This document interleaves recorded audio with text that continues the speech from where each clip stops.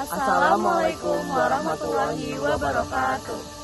Kami dari kelompok 4 akan mempresentasikan tugas UTS biologi dengan judul realistis atau diskriminasi. Sebelumnya, perkenalkan, saya Faizal Kasih.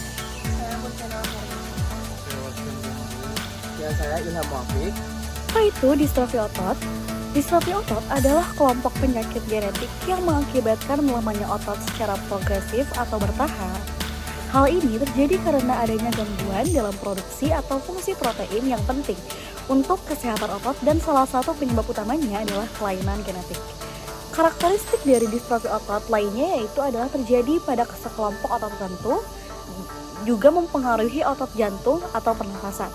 Dan distrofi otot ini gangguannya bersifat genetik. Bagaimana mekanisme penurunan penyakit distrofi otot secara genetik? Untuk penurunan penyakit distrofi otot secara genetik itu terbagi menjadi 3. Yang pertama ada X-linked resesif atau terpaut dengan kromosom X. Terus yang kedua itu ada pewarisan autosomal resesif atau resesif otosom. Dan yang ketiga itu ada pewarisan autosomal dominan atau yang biasa disebut dengan dominan otosom. Ini saya akan menjelaskan dari ketiga penurunan penyakit distrofi otot secara genetik.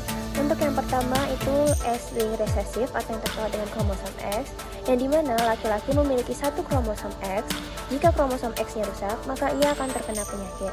Sedangkan untuk perempuan memiliki 2 kromosom X. Jika satu kromosom X-nya rusak, biasanya mereka hanya menjadi carrier atau pembawa tanpa menunjukkan gejala. Untuk ibu yang carrier, itu memiliki kemungkinan 50% anak laki-lakinya akan terkena dan 50% anak perempuannya akan menjadi carrier.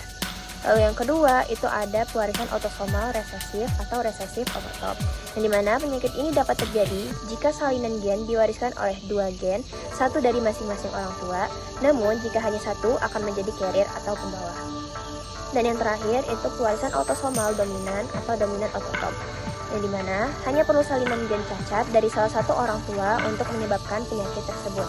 Baik laki-laki maupun perempuan itu bisa terkena. Jika salah satu orang tua memiliki penyakit ini, maka setiap anak memiliki kemungkinan 50% untuk mewariskannya.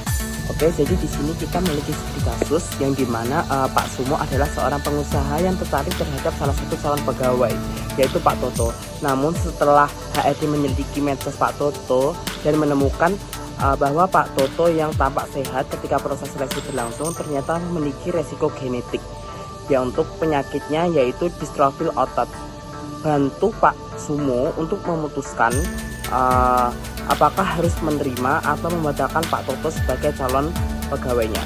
Itu ada tiga soal. Yang pertama yaitu apakah apabila Pak Toto menikah maka anaknya akan mengalami hal serupa. Yang kedua yaitu bagaimana cara mencegah agar penyakit genetik tidak muncul di generasi selanjutnya.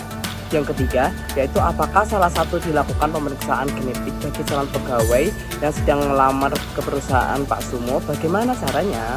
Dari kasus Pak Toto tadi, bagaimana cara mencegah agar penyakit genetik tidak muncul di generasi selanjutnya? Hal ini dapat dicegah melalui pertama, edukasi dan riwayat keluarga. Melakukan diskusi terbuka dalam keluarga sehingga kita bisa mengetahui riwayat penyakit genetik apa saja yang dapat membantu mengambil tindakan pencegahan seperti ini. Yang kedua yaitu konseling genetik, yang dimana melakukan konseling genetik oleh dokter spesialis genetika sehingga dapat mengevaluasi resiko menurunkan penyakit pada anak. Yang terakhir yaitu yang ketiga, teknologi reproduksi modern. Hal ini dapat dilakukan dengan cara pre-implantation genetic diagnosis plus IVF atau in vitro fertilization. Hal ini dilakukan untuk melakukan pengujian terhadap embrio dan embrio yang bebas dari gen penyakit yang akan ditanam ke dalam rahim ibu. Pertanyaan yang berikutnya yaitu apakah sebaiknya dilakukan pemeriksaan genetik bagi calon pegawai yang sedang melamar ke sebuah perusahaan dan bagaimana caranya? Menurut kami, hal tersebut tidak sebaiknya dilakukan secara umum dan hanya untuk kondisi-kondisi tertentu seperti pekerjaan dengan risiko gangguan kesehatan yang tinggi. Hal tersebut dapat dilakukan dengan cara yang pertama, mendapatkan persetujuan calon pegawai sebelum melakukan pemeriksaan. Yang kedua, adanya relevansi tes dengan pekerjaan yang akan dijalani. Yang ketiga, menggunakan fasilitas medis yang mumpuni. Yang keempat, melindungi serta menggunakan hasil tes untuk tujuan yang telah disepakati. Oke, cukup sekian presentasi dari kami. Kurang lebihnya kita mohon maaf. Wassalamualaikum warahmatullahi wabarakatuh. Terima kasih.